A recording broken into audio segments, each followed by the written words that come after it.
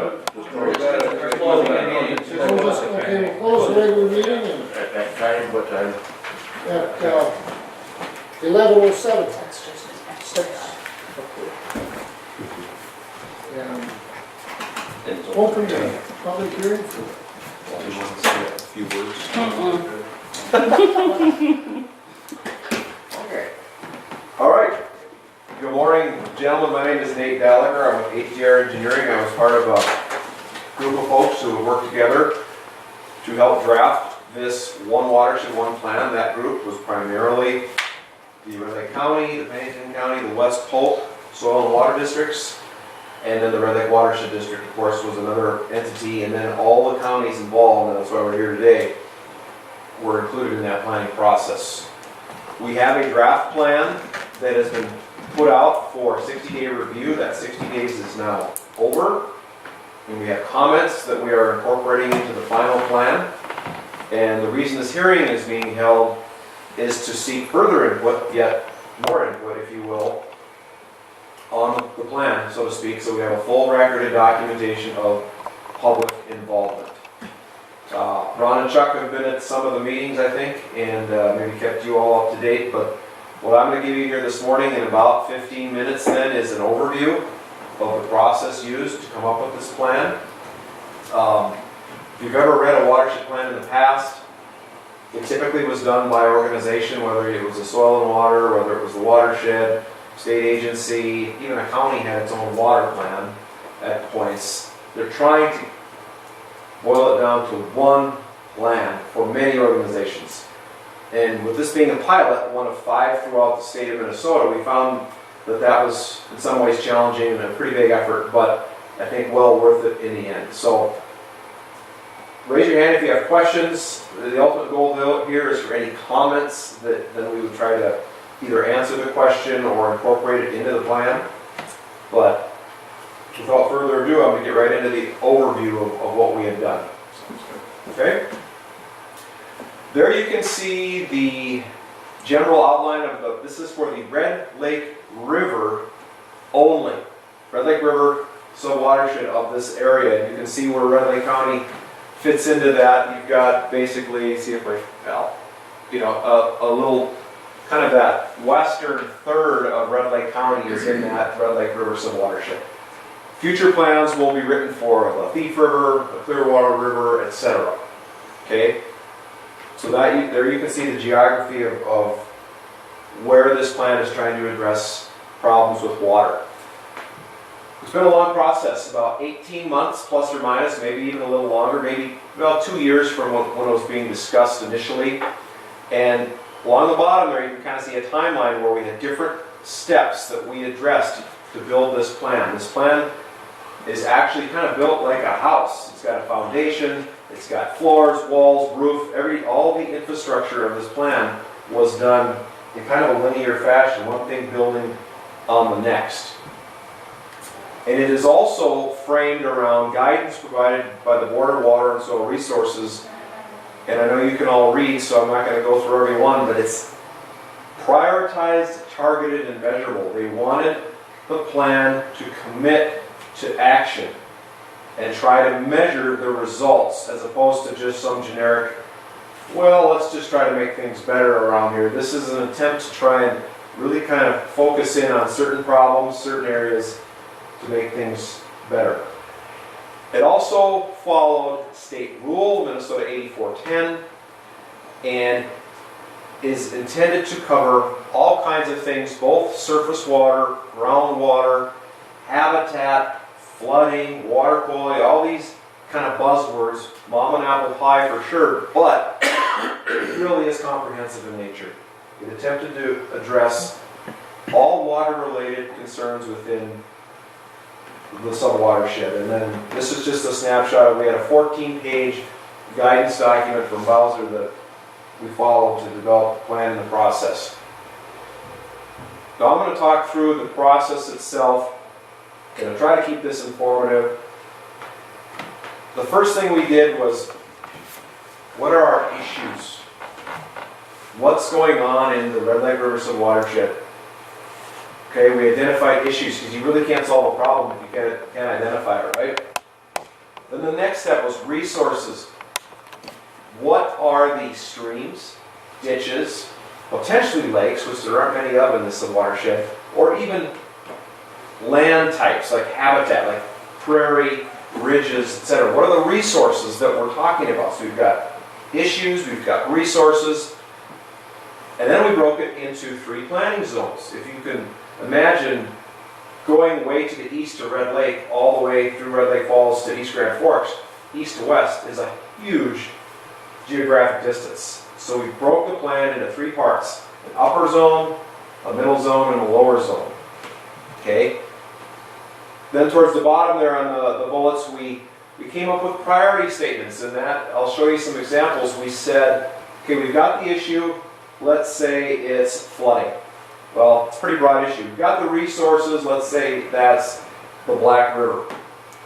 And we've got to start to get closer to what are our priorities then. Is flooding the actual priority on the Black River or not? So we came up with priority statements, and we ranked them, if you will, or the better word is prioritized them. So now, as you can see, we're actually building to a point where we actually can then implement and execute something. Okay?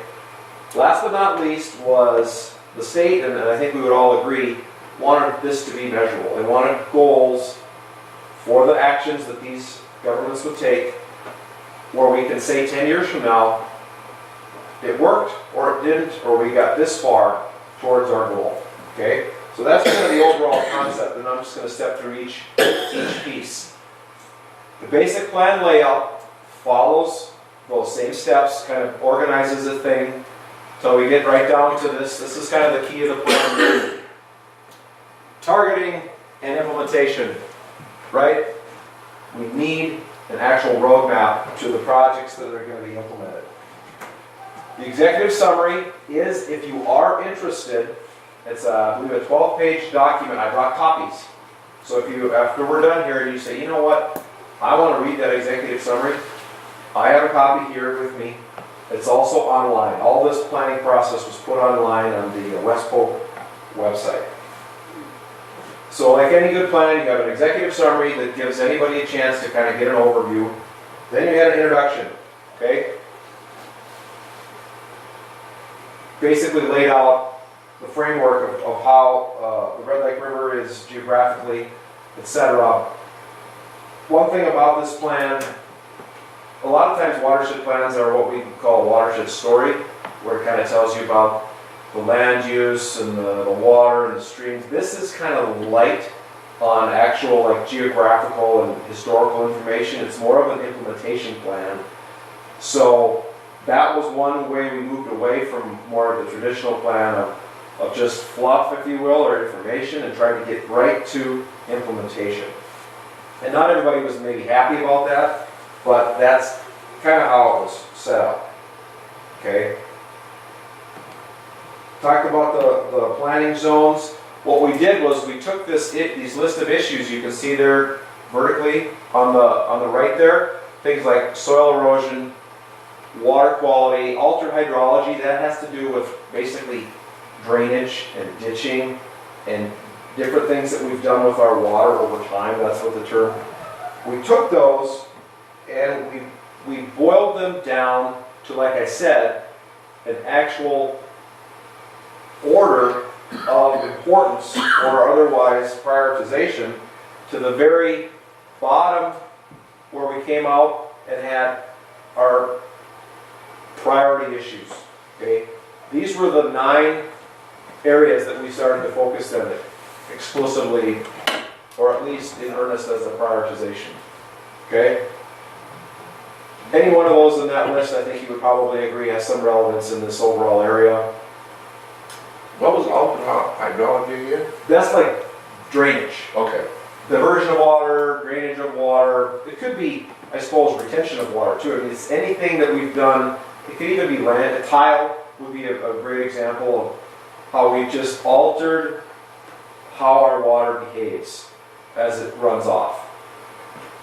So that's a pretty broad category, but it's kind of a cool. Here's one of those black text slides, I guess. Anyway, that's the summary of the issues then. Those 9 issues is what the plan is built around. Then what we did is we took the resources and we tried to say, well, and Corey, I'm going to really generalize this. Are we going to work on streams and ditches that are fantastic and are in great shape, but we're going to work to protect those? Are we going to work on streams and ditches and other water bodies that are close to being impaired or right on the verge of not being so good? Or are we going to work on the worst streams imaginable? Okay? We kind of categorized how we were going to try to focus those priorities. And if you think about it, then we built that into this plan as well. We're trying to have the most effect where we can. We're not just going to throw darts at the wall. We're going to try and work on the problems we can solve while keeping good streams good and marginal streams better, and with the low quality ones, I guess we're going to do what we can. Then for every issue then we had those priority statements I was talking about. I'll just read you, like for the altered hydrology issue, the one priority statement is reduce runoff rates by targeting implementation in sub-watersheds with high runoff. Okay, well that kind of makes sense. In other words, where water's really running off like crazy, downstream and eroding and whatever, flooding, that was the top priority on that issue of concern. And how did we get there? We actually had an exercise, and maybe, were you there, Chuck, for that one? Somebody came up with this term, dot-mocracy. We were just talking about voting here earlier. We had people come up and vote for what they felt was more important. We had a lot of attendance in a lot of meetings, trust me. And that's so, I mean, every part of this plan actually has fingerprints of a lot of folks. And that's how we got to the prioritization part. Okay? And those are just examples of those statements. Okay, then, now we're talking, we've got issues, we've got resources, we're starting to prioritize. We broke those planning zones, if you believe it or not, even a little more detailed into these management areas, which, like in Tanya's case, now she's got within her geographical area, she's got these different management areas then that she's going to be working on. And in the implementation part of the plan, it specifically calls out what she's hoping to do. Okay? So those are the zones in those 3 different colors, and then those little numbers you can see sprinkled throughout, those are the actual management areas that further distill the plan. The last step then that, in my mind, builds this plan then is got the priorities, the resources, and then on the right, measurable goals. We now have, for every issue that we have, and every resource and priority, we've got measurable goals that we're going to be able to, 10 years from now, actually assess if we got anywhere near what we were hoping to do. And they're fairly highly technical goals. Corey here from the Watershed is an expert in water quality, and we worked with him, the Minnesota PCA, and others to finally come up with those goals based on the actions that this plan is recommending to take. One of the parts of this particular planning process is we used, it's a kind of a new tool that's available to us called PTMF. You've probably heard of it, maybe you haven't. And all this graphic really does is it shows you an example of PTMF, and by color, then Tanya is the example in this case, can go into PTMF depending on a project that she wants to do. Let's say it's buffer strips or sidewater inlets or a feedlot or something. She can use this application to highlight, so the colors in red there are areas that would have the most effect. If you can see right there, 41 to 87 tons of sediment removal in this example. So there's an application that can help her target where she's going to do a particular project. So this is This was used in the planning process, but more importantly, it'll be used in implementation if she chooses to use it to help target and find, and this information is based on land use and soils primarily, and then the slope of the land. Okay, those are three major factors that help this tool target those red or orange areas, and typically those lands would already have problems if identified. They're already probably known problem areas. Okay, well, what does this targeted plan actually look like then? This is just an example, just a snapshot, where if you look on the left hand side there's a management area, right? That's that small area that each agency is going to be looking at, and then it identifies, well, what are they going to do? Are they going to protect? Are they going to do source reduction? Are they going to store? Are they going to do filtration? That's the second column. And then it gets to the next column over is, well, what are they actually going to do? Are they going to do rotational grazing, conservation tillage, and so forth? And in the plan itself, it identifies how many they're going to try to do. Are they going to do 10 side water inlets? Are they going to do 7 miles of buffer strips for filtration? There's a cost for each one of those items. There's a lead entity. In this case, it would be the Red Lake County SWCD. And then there's also a year or years of range that they're going to try to do these activities. So if you think about it, Tanya and others that do this on a daily basis, they have kind of a cookbook or a recipe for implementation that they're going to try to follow. It's really intended to get to this point where you have this targeted implementation plan that is measurable. Now, we're almost done. Last piece that I'll remind you of is you couldn't do any of this without existing programs and existing funding or potential funding. So the plan is then, ultimately, the last chapter of the plan is what are the existing programs that each district has? What are their funding sources? How are they going to work together? It's really the kind of the fundamentals of the plan in terms of actually implementation. So that's chapter 8 of the plan. That kind of wraps it all together. It cites things like doing a 5-year evaluation, doing an annual evaluation, etc. This plan will be modified or refined at least every 5 years. So what you have today isn't necessarily what's going to carry forward.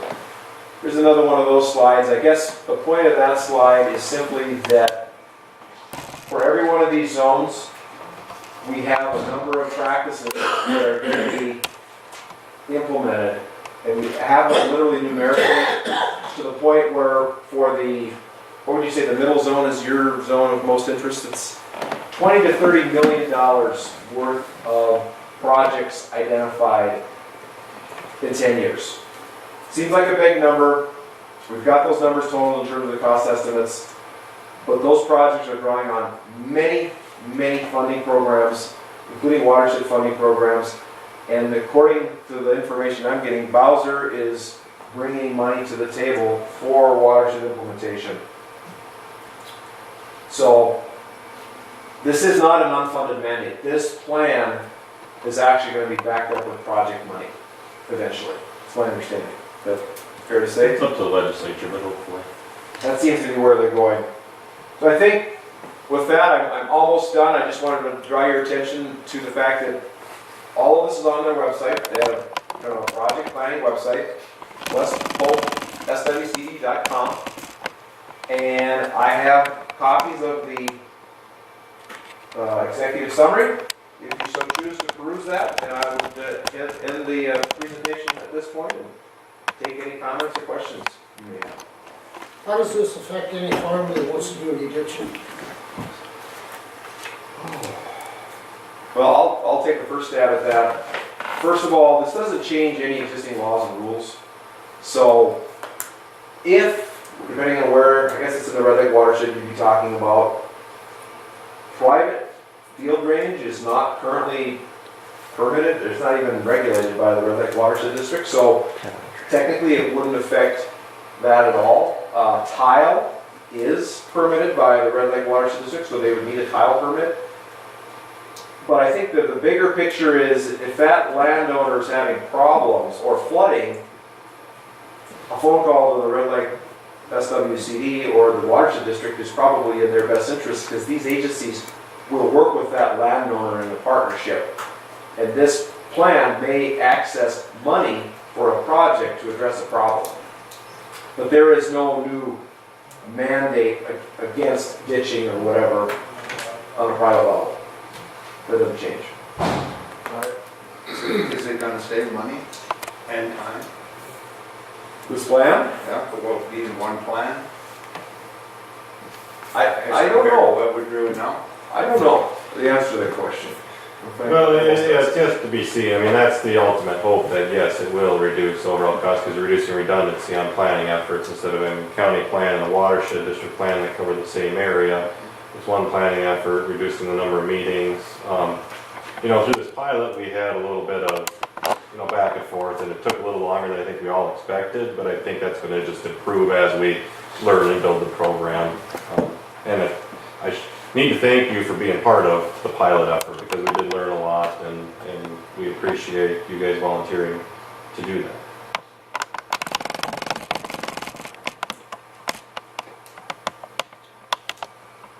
So with all the push on the buffer strips and the buffer maps, is that kind of set kind of priorities for more for that sort of thing, or is that just part of it?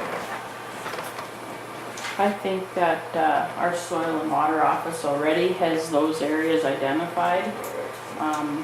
This plan has it identified, but I think because of the time frame, that's why we're gonna have to act now, because of when the state law is, you know, put into compliance. It's November 1st, 2017 for riparian areas and November 1st, 2018 for the county ditch systems. And the plan acknowledges that and has those items laid out as early implementation items. But it doesn't change the fact that the law is there.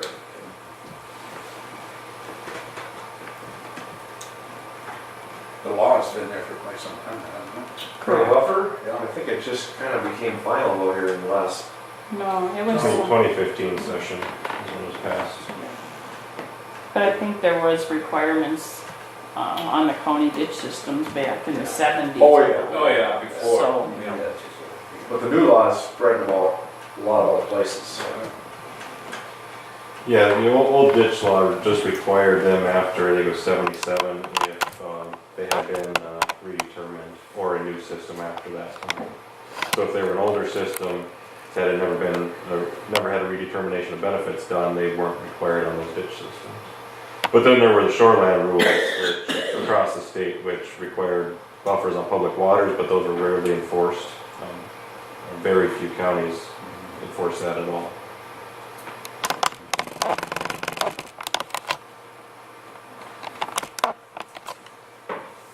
We didn't get many people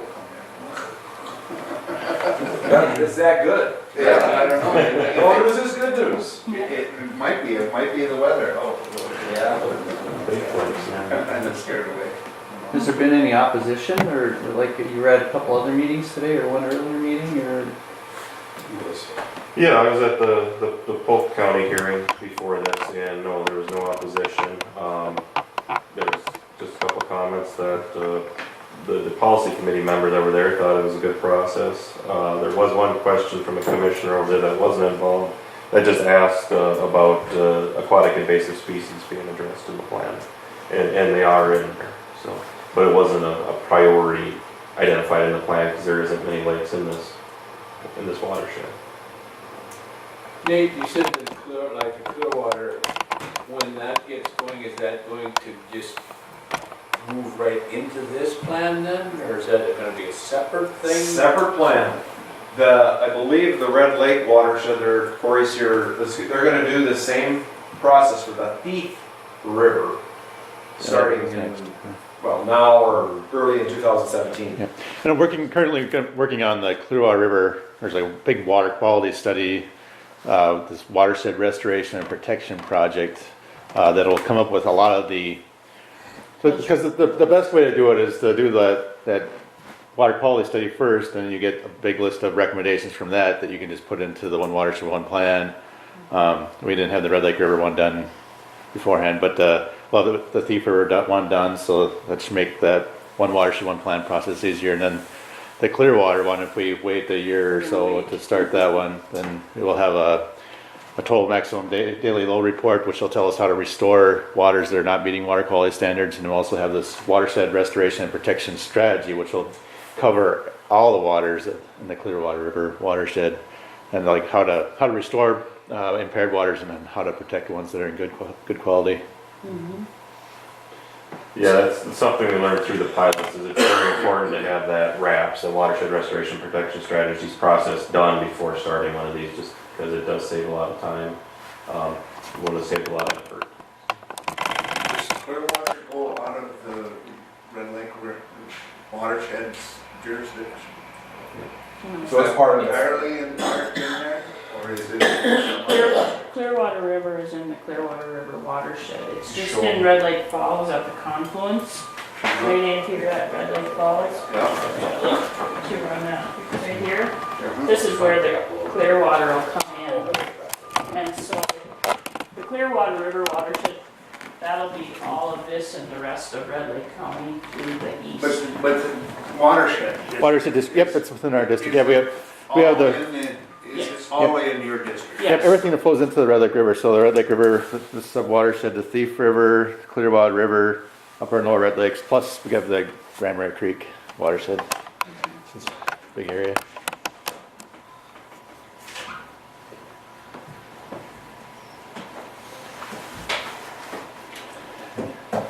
Ron must not like it. He didn't like it. He come back, kind of boy, so what the hell are they doing? He had an important phone call, he said they were coming to pick up a load of beans. Oh, Grand Marais, that's northeast or west? In here. Grand Marais is included in this planning area. Okay. You cross that, Bob, and you take the cut across the Grand Forks. That first, Where the impoundment is?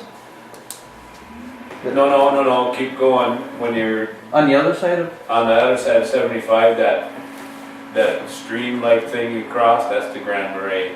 Oh, okay. Well, it's That's right right by by- Strand 4, I mean, it's right by 220 there. You're talking, same cut across you're talking about? No, the one out here, Yeah, Nate, Dorothy? the Dorothy one. Yeah. If you go straight across 75, you Right. keep, not too long before you get to Highway Yeah. 2, you'll go There's down. a- Oh, the- Yeah. there, okay, Yeah, that's part of the Grand Marais. okay. I see. It's kind of an orphan watershed, so we just included it with, it's that upper chunk there, right there, yeah. It's actually kind of split between two actual drainage areas and watershed districts too, because there's the actual drainage of Grand Marais Creek is within our district, but then when the USGS divided up the whole country into these hydrologic units, they kind of lumped a bunch of stuff together in that Grand Marais Creek one, so there's ditches that are part of the Middle Snake River Watershed District that kind of go directly into the Red River, like JD1 and JD75 that are in the Grand Marais Creek hydrologic unit, I guess, but we split that out, so we just have the actual drainage area of Grand Marais Creek in this planning area, so we can, so we don't have as much crossover, make things a little bit simpler.